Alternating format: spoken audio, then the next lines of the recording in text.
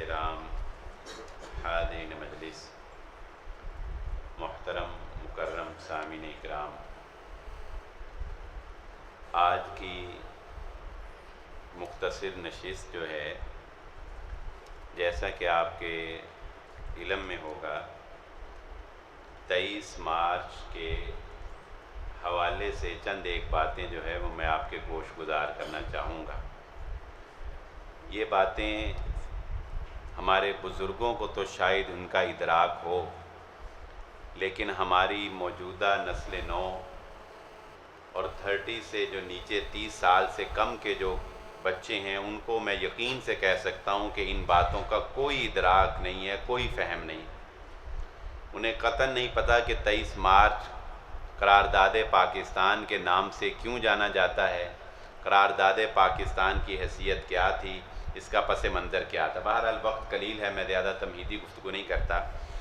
چند ایک باتیں میں اصل میں جو آج میں بنیادی باتیں آپ کے سامنے رکھوں گا وہ ہیں کہ قائد اعظم محمد علی جناح کا اور جسے وہ مہاتما کہتے ہیں گاندھی صاحب، قائد اعظم اور گاندھی صاحب کا آپس میں اختلاف کیا تھا کہ جس کی بنیاد پر قائد اعظم محمد علی جناح نے پاکستان کا مطالبہ جو ہے وہ پیش کیا۔ یہ 15 نکات تھے جو میں نے جمعہ خطبہ میں بیان کیے، لیکن یہ چونکہ درس ہے اور وقت یہاں قلیل ہوتا ہے، اس لیے ان کو بھی شارٹ کر کے میں نے کوشش کی ہے کہ میں 9 یا 10 نکات جو ہے وہ آپ کے سامنے رکھوں۔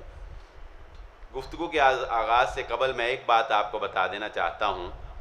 جب آپ بر صغیر میں پاکستان کی تحریک کا مطالعہ کریں گے تو قائد اعظم محمد علی جناح کے بارے میں 3 باتیں آپ کو سمجھ لینی چاہیے کہ قائد اعظم میں اللہ رب العزت نے ایک خوبی رکھی تھی جس کی وجہ سے ان کو لیڈر اللہ نے بنایا۔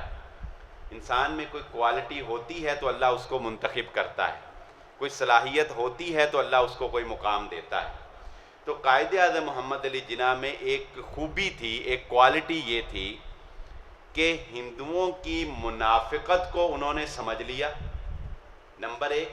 نمبر 2، اپنے مشن میں وہ اتنے مقصد میں اتنے مضبوط اعصاب کے مالک تھے، اتنی گرفت پختہ تھی ان کی اپنے مشن کے اوپر اور اپنے مقصد کے اوپر کہ ہندوؤں کی بڑی سے بڑی پیشکش کو بھی انہوں نے ٹھکرا دیا۔ 2 باتیں، ہندوؤں کی منافقت کو سمجھنا، نمبر 2 ہندوؤں کی بڑی سے بڑی پیشکش کو ٹھکرا دینا، اور نمبر 3 اپنوں کی نادانی کے باوجود اپنے مقصد کے اوپر قائم رہنا۔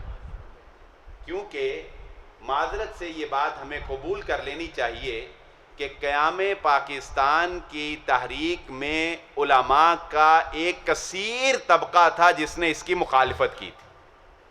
پاکستان کے قیام کے لیے مخالفت اپنوں نے نادانی میں کی، اپنوں نے مخالفت، مگر قائد اعظم نے کہا دنیا ادھر کی ادھر ہو جائے، اب چونکہ میں نے پاکستان کا مطالبہ اس کو میں نے سمجھ لیا ہے کہ یہ ضروری ہے، لہذا وہ ایک لمحے کے لیے ایک انچ بھی، ایک سوتر بھی کہنا چاہیے، اپنے مقصد سے پیچھے نہیں ہے۔ 23 مارچ 1940 کو قرارداد پاکستان منظور ہوتی ہے۔ آپ حیران ہوں گے یہ سن کے کہ قرارداد پاکستان ہم اس کو کہتے تو ہیں، مگر 23 مارچ 1940 کو منٹو پارک میں یہ صرف ایک جلسہ تھا۔ اس جلسے میں پاکستان کا لفظ بھی استعمال نہیں کیا گیا، صرف اس جلسے میں یہ عزم کیا گیا تھا کہ مسلمان آج کے بعد اپنا ایک الگ وطن حاصل کر کے رہیں گے، جبکہ اس سے پہلے اس پہ بھی مسلمان متفق نہیں تھے۔ مسلمان اس پر متفق کیوں نہیں تھے، میں یہ ضروری سمجھتا ہوں کہ آپ کو تھوڑا سا بیک گراؤنڈ بتاؤں۔ اس کے لیے آپ کو 100 سال پیچھے جانا پڑے گا یہ بات سمجھنے کے لیے کہ 23 مارچ 1940 کو منٹو پارک میں، جہاں آج مینار پاکستان ہے، قرارداد پاکستان کامیاب کیوں ہوئی؟ مسلمان ایک پلیٹ فارم پر ایک وطن حاصل کرنے کے لیے متفق کیوں ہوئے؟ یہ ہے وہ اقبال کے اس شعر سے اس کو سمجھ لیجئے کہ خدا تجھے کسی طوفان سے آشنا کر دے کہ تیرے بحر کی موجوں میں اضطراب نہیں ہے. طوفان آتا ہے تو ہلچل مچتی ہے نا، وگرنہ طوفان نہ آئے تو دریا جو ہے وہ ایسے ہی بہہ رہا ہے، سمندر بالکل سموتھ بہہ رہا ہے. 1857 کی جنگ آزادی جب ہوئی اور انگریزوں کے خلاف ایک بہت بڑی تحریک چلی جس کو سختی کے ساتھ کچل دیا گیا، تو اس کے بعد انگریزوں نے اس پر کام شروع کر دیا کہ ہندوستان میں دوبارہ ایسی کوئی تحریک کھڑی نہ ہو، اس کے لیے ان کو تقسیم کیا جائے. چنانچہ 1885 کے اندر انگریزوں نے ہی کانگریس کے نام سے ایک سیاسی جماعت بنائی جس کی نمائندگی ہندوؤں کو دی گئی. مسلمانوں نے جلد ہی یہ سمجھ لیا کہ ہندوؤں کی نمائندگی کے مقابلے میں مسلمانوں کی نمائندگی بھی ہونی چاہیے. چنانچہ 1906 کے اندر مسلم لیگ کا قیام عمل میں آیا. قائد اعظم نے اپنی سیاست کا آغاز کانگریس سے کیا، لیکن جلد اس بات کو سمجھ گئے کہ اگر میں مسلمانوں کے لیے کام کرنا چاہتا ہوں تو مجھے مسلم لیگ میں آنا پڑے گا. چنانچہ 1913 کے اندر آپ مسلم لیگ میں شامل ہو گئے. مختصر یہ کہ انگریز حکومت نے جب پہلی عالمی جنگ ہوئی، ورلڈ وار ہوئی پہلی، تو اس میں برطانیہ کو شدید نقصان پہنچا اور یہ کمزور ہو گئے. اب ہندوستان کے اندر اپنی حکومت کو قائم رکھنے کے لیے برطانیہ کی یہ مجبوری تھی کہ وہ ہندوؤں کو اپنے ساتھ ملا لے. اگر ہندو بھی بغاوت کر دیتے ہیں تو برطانیہ کے لیے حکومت کو قائم رکھنا مشکل ہو رہا تھا. چنانچہ اس مقصد کے لیے کہ ہندوؤں کو اپنے ساتھ ملایا جائے حکومت میں، انگریز حکومت نے 1936 کے اندر بر صغیر کے 11 بڑے صوبوں کے اندر انتخابات کروائے جس میں سیاسی جماعتوں نے حصہ لیا تاکہ ان کو سیاسی نمائندگی دی جائے. 1936 میں 11 صوبوں میں سے 8 صوبوں میں کانگریس کو فتح نصیب ہوئی. اور میں یہ بات بار بار یہ کہہ رہا ہوں کہ یہ وہ وقت تھا کہ اس وقت کانگریس کو ووٹ دینے والے بھی مسلمانوں کی ایک بڑی تعداد تھی. مسلمانوں کی ایک بڑی تعداد تھی جس نے کس کو ووٹ دیا؟ مسلم لیگ کے مقابلے میں کانگریس کو. اور مسلم لیگ کو ایک بھی سیٹ نہیں ملی، بری طرح سے ہار گئی. تصور ہی نہیں کیا جا سکتا تھا کہ مسلم لیگ کی کوئی جماعت جو ہے وہ سیاسی طور پر ابھرے گی. 1936 کے اندر جب کانگریس کی حکومت قائم ہو گئی 8 صوبوں میں، اور جو 3 صوبے تھے ان میں بھی بالواسطہ یہی غالب آ گئے، تو تاریخ کے اندر لکھا جاتا ہے کہ یہ 3 سال مسلمانوں نے جس کرب میں گزارے، اتنی سختی برطانوی حکومت میں بھی آج تک مسلمانوں نے نہیں دیکھی تھی. جب ہندوؤں کو موقع ملا اقتدار میں آنے کا، انہوں نے مسلمانوں کی دکانوں کو آگ لگا دی، مسلمانوں کو نوکریوں سے نکال دیا، مسلمانوں کا معاشی بائیکاٹ کیا گیا، دنگے کروائے گئے جس میں مسلمانوں کا قتل عام کیا گیا. تب جا کے مسلمانوں کو یہ سمجھ آئی کہ قائد اعظم ٹھیک کہتا تھا، کانگریس ہماری متحدہ جماعت نہیں بن سکتی، کانگریس ہماری خیر خواہ نہیں ہے. جنگ عظیم دوم شروع ہوئی. دوسری جنگ عظیم میں ہندوؤں نے اپنی فطرت دکھائی.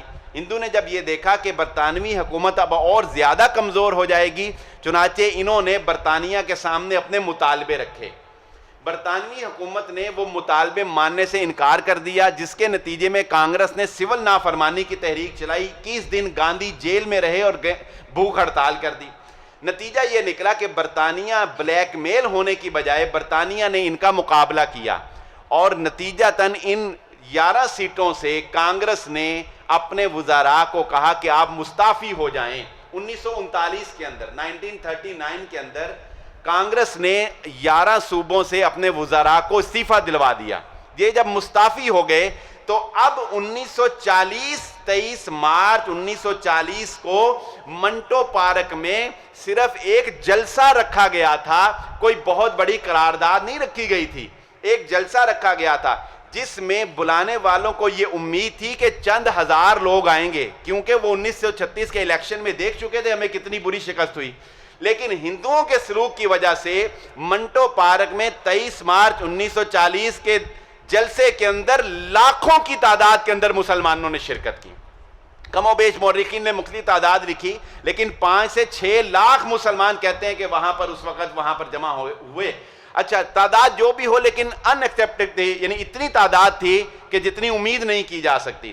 وہاں پر پھر مسلمانوں کے لیڈروں نے یہ عقل مندی کی، جب انہوں نے اتنی بڑی تعداد دیکھی उस वक्त उन्होंने फौरी तौर पर तहरीर लिखवा कर कहा कि आज हम इस बात का अज़म करते हैं मुसलमान कि हम अब अपना अलग वतन लेकर रहेंगे। ये था 23 मार्च 1940 की करारदाद की कामयाबी के असबाब। अब आते हैं गांधी और जिन्ना के माबैन जो इख्तिलाफात थे। सबसे पहले गांधी का मौक़िफ़ ये था कि कांग्रेस एक कौमी जमात है जो पूरे हिंदुस्तान की आज़ादी के लिए कोशिश कर रही है। जिन्ना कहते थे कि कांग्रेस सिर्फ हिंदुओं के लिए कोशिश करने वाली एक जमात है। आज भी वहां के मुसलमानों को यही गलतफहमी झांसा दिया जाता है। नंबर 2, जिन्ना क्या कहते थे? जिन्ना कहते थे कि मजहबी बुनियाद पर तकसीम का मसला, ये बड़ा अहम नुक्ता है। जिन्ना कहते थे मजहबी बुनियाद पर तकसीम का मसला अंग्रेजों से आज़ादी हासिल करने से पहले हल होना चाहिए। अगर इसको लटकाया गया तो अंग्रेजों के बाद हिंदू मुसलमानों को अपना गुलाम बना लेंगे। बताइए, कश्मीर को आज तक उन्होंने अलग होने दिया? मुसलमानों को आज तक उन्होंने अलग खित्ता कोई दिया? आज तक मुसलमानों को वहां पर कोई हकूक दिए? नहीं दिए। गांधी की मुनाफकत क्या थी? गांधी साहब कहते थे पहले अंग्रेजों से आज़ादी हासिल कर लें, ये हमारे अंदरूनी मिसाइल हैं, बाद में बैठ के इनको हल कर लेंगे।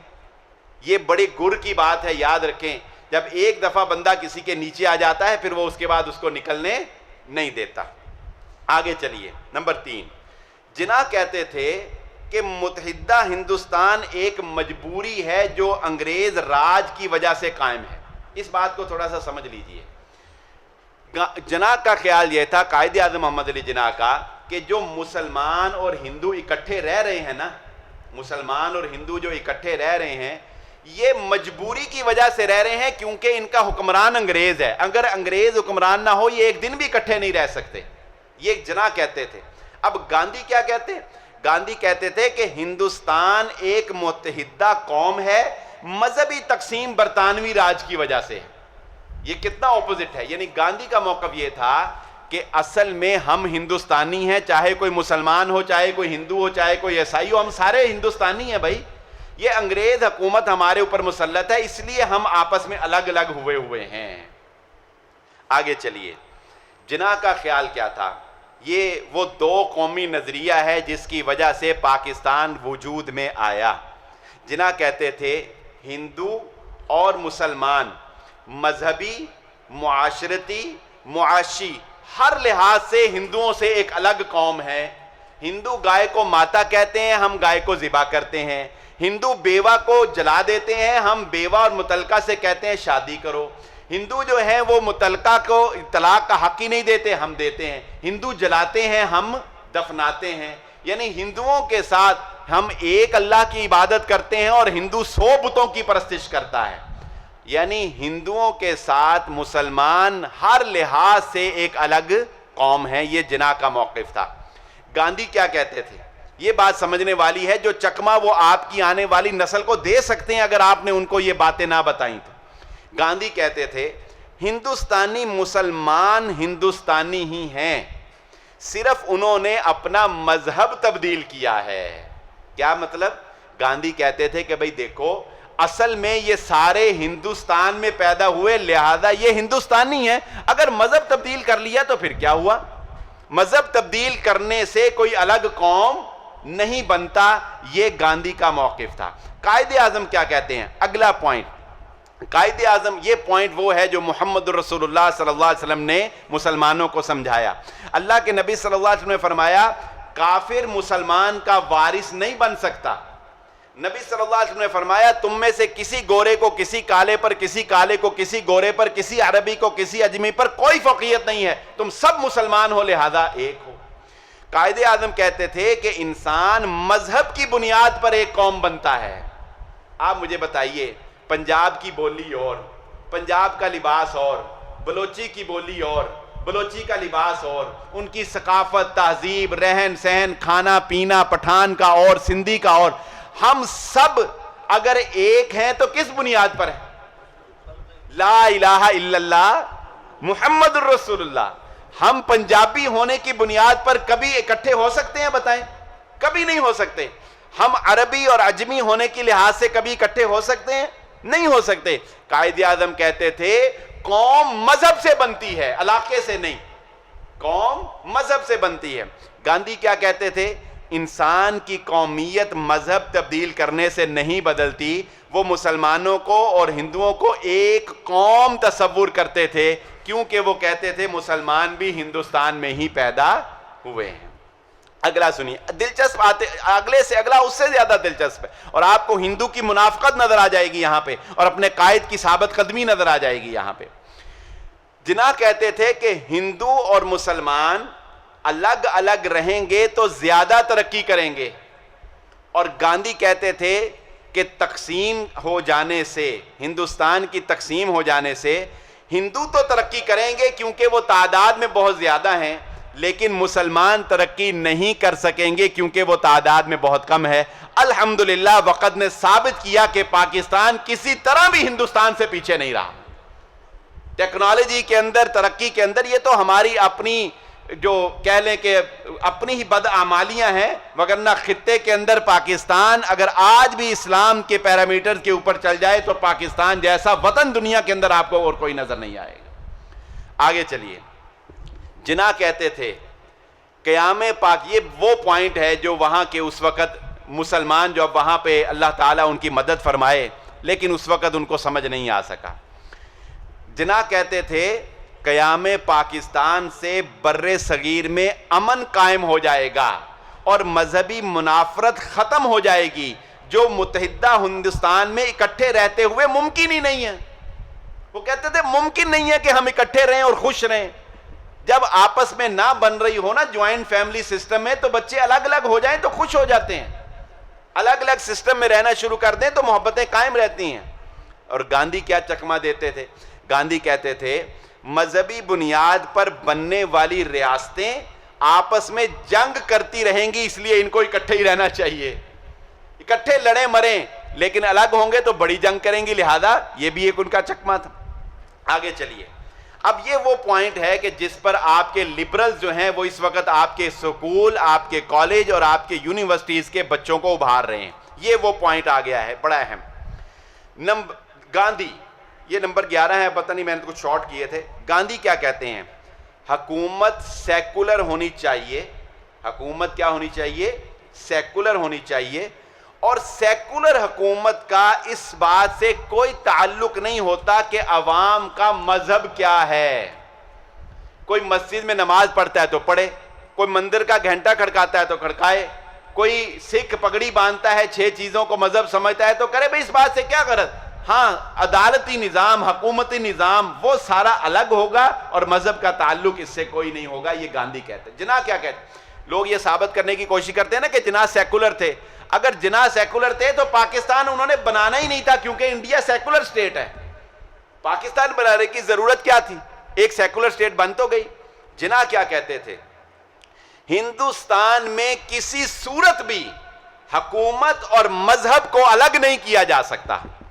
یہاں وہ بات بھی سمجھ لیں جو لوگ یہ سمجھتے ہیں نا کہ مذہبی لوگوں کو سیاست میں دخل نہیں دینا چاہیے یا مذہبی لوگوں کو حکومت کے سروکار نہیں ہونا چاہیے. بھئی کیوں نہیں ہونا چاہیے؟ اقبال کہتے ہیں جلال پادشاہی ہو کہ جمہوری تماشا ہو، جدا ہو دین سیاست سے تو رہ جاتی ہے چنگیزی. اقبال کہتے ہیں کہ اگر دین نہیں رہا سیاست میں تو چنگیزی. اور یہی تو مشکل ہے کہ آج کا سیاستدان وہ یہ سمجھتا ہے کہ میرا دین سے کوئی تعلق نہیں ہے. دین گیا ایک طرف، سیاست ایک الگ چیز ہے، اس میں سب جائز ہے، اس میں سب چلتا ہے. آگے چلیے. جناح کہتے تھے گاندھی، یہ وہی بات ہے منافقت والی. جناح کیونکہ وہ جان گئے تھے نا ان کے اندر کی بات کو. جناح کہتے تھے کہ گاندھی پہلے اصولی طور پر پاکستان اور انڈیا کی تقسیم کو تسلیم کریں، باقی تفصیلات ہم بعد میں طے کر لیں گے. گاندھی کیا کہتے تھے؟ گاندھی کہتے تھے نہیں، تقسیم بعد میں، چھوٹے موٹے معاملات اور تفصیلات جو ہیں وہ پہلے طے کر لیتے ہیں، تقسیم اگر کرنی بھی ہوئی تو بعد میں کر لیں گے. نمبر 13، یہ بھی بڑا اہم پوائنٹ ہے. جناح کیا کہتے تھے؟ جناح کہتے تھے پاکستان قائم ہوگا، اور اگر قائم ہوگا تو مکمل طور پر آزاد اور خود مختار ریاست ہوگی، کسی کی مان کے نہیں چلے گا، اللہ اور اس کے رسول کی مان کے چلے گا۔ جناب کیا کہتے تھے؟ ہم کسی کے انڈر رہ کر ملک نہیں بنائیں گے، ہم اپنا آزاد ملک بنائیں گے۔ اور گاندھی کیا کہتے تھے؟ گاندھی کہتے تھے اول تو ہم پاکستان بنانے کے حق میں ہی نہیں، تقسیم کے حق میں ہی نہیں، اگر تم کہتے ہو بضد ہو تو ہم اتنا ماننے کے لیے تیار ہیں کہ تمہیں پاکستان بن جائے، لیکن پاکستان ہندوستان، متحدہ ہندوستان کی ہی انڈر رہ کر ایک شاخ ہوگا جو کہ بہت سے امور میں ہندوستان کے ماتحت رہ کر چلے گا، یہ ہم مان لیتے ہیں۔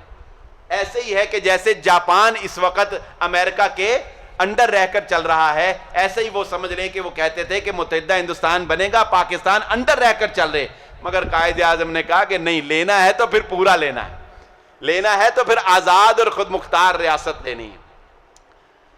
آگے چلیے، نمبر 14، یہ بڑا پیارا پوائنٹ، کیا کروں ہر پوائنٹ جب میں پڑھتا ہوں روح میں اترتا ہے، اور میں وقت نہیں ہے، وگرنہ میں اس کے مطابق آپ کو قرآن کی آیات اور احادیث بھی سناتا کہ یہ ساری باتیں قرآن میں اور محمد الرسول اللہ صلی اللہ علیہ وسلم کے فرامین میں موجود ہیں۔ جناب کیا کہتے تھے؟ گاندھی کیونکہ مسلمان نہیں ہیں، اس لیے وہ مسلمانوں کے جذبات کو سمجھ ہی نہیں سکتے، انہیں مسلمانوں کے بارے میں رائے دینے کا حق ہی نہیں ہے۔ آج ہم کیا سمجھتے ہیں کہ مغربی تہذیب جو ہے وہ ہمیں بچائے گی، ہم کہتے ہیں امریکہ کی پالیسی لاؤ وہ ہمیں بچائے گی، کہتے ہیں نا، اور ہمارا قائد کیا کہہ گیا تھا؟ اور جو مسلمان نہیں ہے وہ تمہیں سمجھ ہی نہیں سکتا، اسے کیا پتا تمہارے جذبات کا، اسے کیا پتا تمہاری قدر کا، اسے کیا پتا تمہارے اندر اللہ رب العزت نے کیا صلاحیت رکھی ہے۔ کسی غیر مسلم کو مسلمان کی پالیسی بنانے کا کوئی حق نہیں ہے، تمہارا قائد کہتا ہے، اور ہم کہتے ہیں نہیں، پالیسی ادھر سے ہی بن کے آنی چاہیے، پھر ہی ہم کامیاب ہوں گے۔ گاندھی کیا کہتے تھے؟ وہی بات، اس کے اپوزٹ۔ گاندھی کہتے تھے چونکہ میں سارے ہندوستان کا متحدہ لیڈر ہوں، مسلمانوں کا بھی، ہندوؤں کا بھی، سکھوں کا بھی، عیسائیوں کا بھی، لہذا مجھے ساروں کے بارے میں رائے دینے کا حق حاصل ہے۔ ایک آخری بات، نمبر 15، یہ پھر ایک یوں سمجھ لیں کہ ایک لاجیکل بات دی قائد اعظم نے، کیونکہ بنیادی نقطہ گاندھی کا یہ تھا کہ سارے ہندوستانی یہی کہہ رہے ہیں نا، اگرچہ مذہب انہوں نے تبدیل کر لیا لیکن ہیں کیا یہ ہندوستانی، یہی کہہ رہے تھے نا گاندھی۔ قائد اعظم کہتے ہیں چلو ہندوستانی پہ ہی لاجک میں آ جاؤ میرے بات۔ قائد اعظم کہتے ہیں کہ اگر تم یہ کہتے ہو کہ سارے مسلمان ہندوستانی ہیں تو ہندوستانی ہونے کی وجہ سے ہندوستان میں الگ وطن بنانا ہمارا وراثتی حق ہے۔ اور وراثت ہوتی ہے کہ نہیں؟ وراثت ہوتی ہے نا۔ تو اگر ہم اس زمین میں پلے، اس زمین میں پیدا ہوئے، ہمارے آباء و اجداد ہندوستانی تھے، تو ٹھیک ہے، ہندوستانی ہونے کے لحاظ سے اگرچہ ہم نے اپنا مذہب الگ کر لیا، مگر ہمارا حق بنتا ہے، وراثت میں ہمارا حصہ بنتا ہے کہ ہمیں ہندوستان میں حصہ دیا جائے، وہی حصہ پاکستان ہے۔ اور گاندھی جو ہے وہ اس کو اپوزٹ کہتے تھے، وہ کہتے تھے کہ وہ نہیں، مذہب کی بنیاد کے اوپر الگ تقسیم کرنا وہ وراثت سے اجازت نہیں دیتی کہ تم مذہب کی بنیاد کے اوپر جو ہے وہ الگ تقسیم کرو۔ یہ وہ بنیادی پوائنٹس ہیں جن پر تفصیلی گفتگو تو نہیں ہو سکی، لیکن انشاءاللہ آپ کو یہ اندازہ ضرور ہو گیا ہوگا کہ پاکستان اگر بنا ہے تو وہ کن عظیم مقاصد پر بنا ہے، اور کن عظیم رہنماؤں نے اس کے پاکستان کے قیام کے اندر ثابت قدمی کا مظاہرہ کیا ہے۔ اللہ تعالیٰ تا قیامت ہمارے وطن کی حفاظت فرمائے اور اس کو شاد رکھے اور آباد رکھے۔ وآخر دعوانا الحمدللہ رب العالمین۔